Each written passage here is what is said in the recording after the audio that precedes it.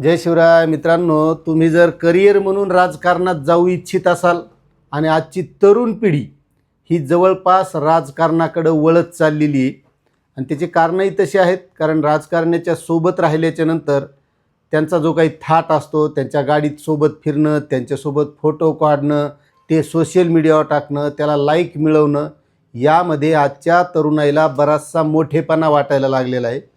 मात्र तुम्हाला जर करिअर म्हणून या राजकारणाकडे बघायचं असेल, त्यामध्ये करिअर घडवायचं असेल, तर तुमच्याकडं काय गोष्टी असणं गरजेचं आहे ते फार महत्त्वाचं आहे आणि ते तुम्हाला आता टप्प्याटप्प्यानं पुढं कळेल. त्यामुळं तुम्ही व्हिडिओ शेवटपर्यंत बघा. आपल्या चॅनलवर नवीन असताल तर चॅनलला सबस्क्राईब करा आणि जास्तीत जास्त जे राजकारण करू इच्छितात अशा तरुणांना हा नक्कीच व्हिडिओ शेअर करा. आता एक बघा, पहिल्यानं आपल्या ग्रामीण भागामध्ये एक गोष्ट मानल्या जायची, उत्तम शेती, मध्यम व्यापार आणि कनिष्ठ नोकरी, त्यामध्ये राजकारण नव्हतं. पण बघत असताल तुम्ही आज नोकरी ही उत्तम झालेली आहे, मध्यम हा व्यापार जशाला तसाच आहे आणि शेती ही कनिष्ठ झालेली आहे, जिला उच्चतम म्हटलं जायचं. मात्र राजकारण यामध्ये नव्हतं. मात्र आज राजकारणच उत्तम वाटायला लागले. त्यामुळे आजची तरुणाई या राजकारणाकडे जास्त वळायला लागली. प्रत्येकाला वाटतं आपल्याला कोणतं तरी पद असावं, मग तो आपल्या घरची परिस्थिती कशी का असाना, साधीसुधी का असाना, मात्र तो त्यामध्ये कपडे गिपडे टाईट, चांगला मोबाईल, अशा आविर्भावात तो मिरवत असतो की मी खूप नेत्याच्या जवळचा आहे. आता नुसता जवळचा म्हणून चालत नाही. आजची राजकारणाची व्याख्या ही सगळी बदललेली. तुम्ही बघत असताल तर राजकारणामध्ये मंत्री असतील, आमदार असतील, ते जे काही पद द्यायचे ते फक्त अत्यंत जवळच्या त्यांच्या लोकांना देत असतात. त्यामध्ये त्यांचे नातलग असतील, जवळचे मेव्हणे, जवळचे पाहुणे, अशाच लोकांना. आणि जर आपला तिथं भ्रमनिरास झाला तर आपल्याला मग कुंभमेळ्यात जाण्याशिवाय पर्याय राहत नाही. आता सध्या तुम्ही कुंभमेळ्याचा प्रकार ऐकत असताल, कारण या कुंभमेळ्यामध्ये 591 कोटी रुपयांच्या बनावट वर्क ऑर्डरचा घोटाळा झालेला आहे आणि ही वर्क ऑर्डर देताना 3,50,00,000 रुपये उकळणारा मंत्री गिरीश महाजन यांचा नातलग मंगळवारी या प्रकरणात महाजनांचा मतदारसंघ असलेल्या जामनेर येथून तनय अनंत महाजन, नरेंद्र तोताराम महाजन, शकील अहमद सलीमुद्दीन शेख, मूळ राहणार धुळे, यांना अटक करण्यात आलेली आहे. जवळपास 150 जणांचं टोळकं त्या कुंभमेळ्याच्या म्हणजे नाशिकच्या परिसरात फिरत होतं. यावरून हे तुमच्या लक्षात येत असेल की जवळचे नातलग असल्याशिवाय राजकारणात काहीच फायदा होत नाही. आणि त्यामुळे आता कुंभमेळा म्हणजे देवाचा आणि त्यासाठी हे कुंभमेळा मंत्री तिथं नेमलेले आहेत. कारण नाशिक जिल्ह्याला सध्या पालकमंत्री नाहीत. मागच्या काळामध्ये पावसाळ्यात नाशिक जिल्हा त्या खड्ड्यामुळं गाजला, त्या खड्ड्यात अनेकांचे मृत्यू झाले.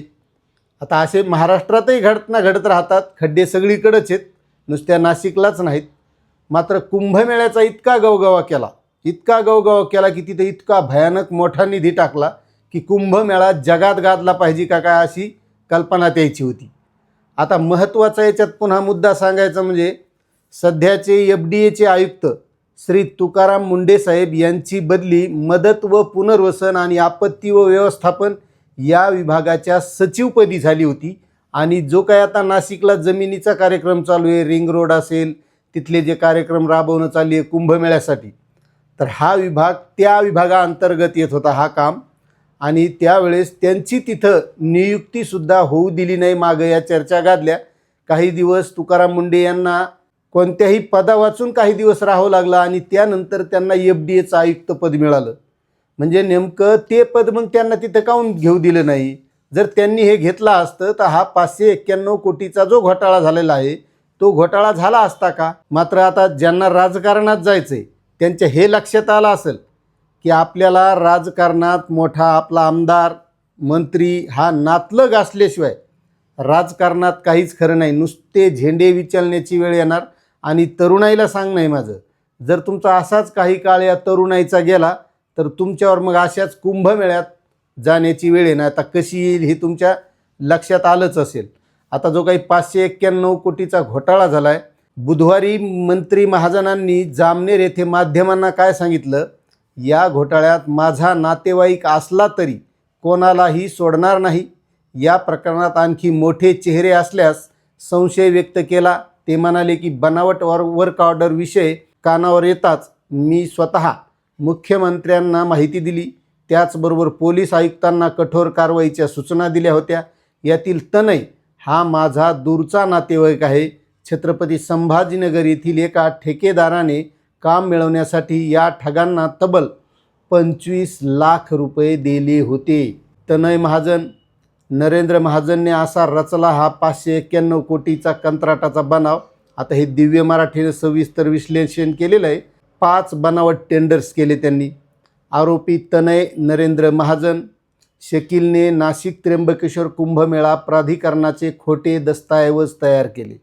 आता हे तिथं बऱ्याच दिवसापासून जर 150 जणांचं टोळकं फिरत होतं, आता महाजन हे नातेवाईक म्हणले यांच्या संपर्कात हा तनय आलाच असेल. आता त्यांनी त्याला विचारलं नसेल की तू इकडे काय करतोस, हे तर होऊच शकत नाही. निविदा कशाच्या होत्या बघा, हाऊसकीपिंग म्हणजे घराची स्वच्छता, पोलिसांना जेवण देणं, स्नानासाठी साहित्य पूर्ण. आता स्नानाला काय काय साहित्य लागतंय, अंगाला लावायला साबण, डोक्याला लावायला शॅम्पू, लय झालं तर पाण्याची बकेट, याच्या व्यतिरिक्त आणखी तर काहीला लागत नाही. पुढं बघा, ठेकेदारांचा विश्वास बसावा म्हणून विभागीय आयुक्तांची बनावट डिजिटल सही व भारत सरकारची राजमुद्रा असलेल्या वर्क ऑर्डर त्यांनी दिल्या होत्या. आणि हे कुंभमेळ्याच्या अगोदर 150 जणांचं टोळकं नाशिकमध्ये फिरत होतं. आणि हा सिंहस्थ कुंभमेळा 2027ला म्हणजे पुढच्या वर्षी होणार आहे. आणि या पुढच्या वर्षी होणाऱ्या कुंभमेळ्याच्या या कार्यक्रमात त्यांनी कार्यक्रम लावलेला आहे. आणि या कोट्यावधींची कामं मिळवण्यासाठी जामनेरसह जळगाव, पाचोरा, चाळीसगाव, भुसावळ, मुक्ताईनगर, धुळे येथील 150पेक्षा अधिक कार्यकर्त्यांनी नाशिक शहरात मुक्काम ठोकला.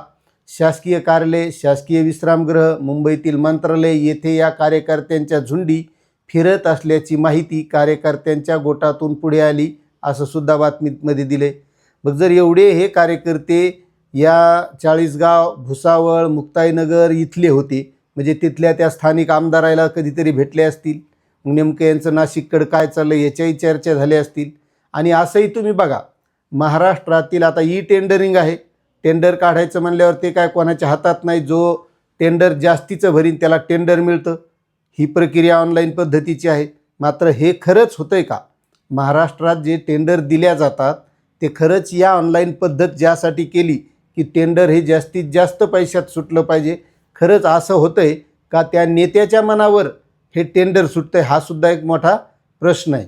त्यानंतर गिरीश महाजन काय म्हणतात, माझे आरोपीच्या कुटुंबाशी कौटुंबिक संबंध नाहीत. दोघांच्या दारूंच्या व्यसनाने त्यांच्या कुटुंबियांनी शेतजमीन विकावी लागली. आरोपीवर कठोर कारवाईचे निर्देश मी दिले आहेत. गिरीश महाजन, कुंभमेळा मंत्री.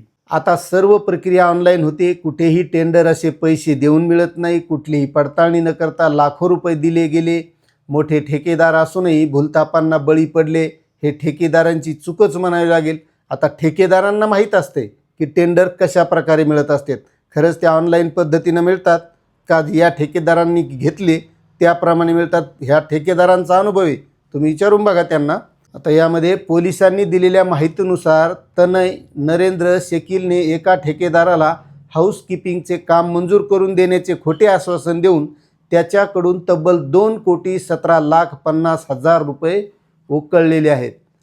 तनय महाजनसह काहींनी जामनेर तालुक्यातील तरुणांना ग्रामसेवक, तलाठी करतो अशा भूलथापा देऊन लाखो रुपयांची फसवणूक केली. अशा तक्रारी आल्यानंतर मंत्री महाजन यांनी पोलिसांना चौकशीच्या सूचना दिल्या आहेत. म्हणजे या अगोदर महाजनांना माहीत नसेल का आपला दूरचा पुतण्या काय करतोय म्हणून? आता यानंतर यांच्यावर गुन्हे दाखल झालेत.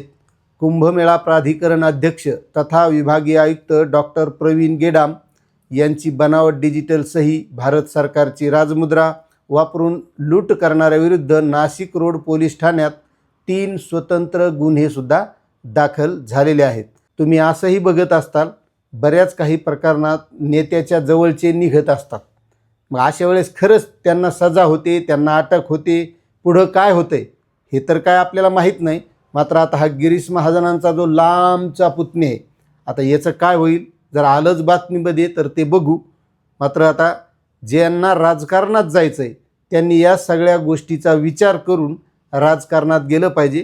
कारण राजकारणात जर करिअर करायचं असेल तर आपला आमदार मंत्री हा जवळचा नातलग असेल तरच कुठंतरी आपल्याला चांगलं मोठं पद मिळेल, चांगली काहीतरी अशी ठेकेदारी मिळेल आणि त्या माध्यमातून तिथं आपलं करिअर घडेल. आणि जर करिअर घडलं नाही तर मग आपल्याला कुंभमेळ्यात जाण्याची वेळ येऊ शकते. आता यावर आपलं काय मत आहे नक्कीच कमेंट करा. चॅनलवर नवीन असाल तर सबस्क्राईब करा. धन्यवाद.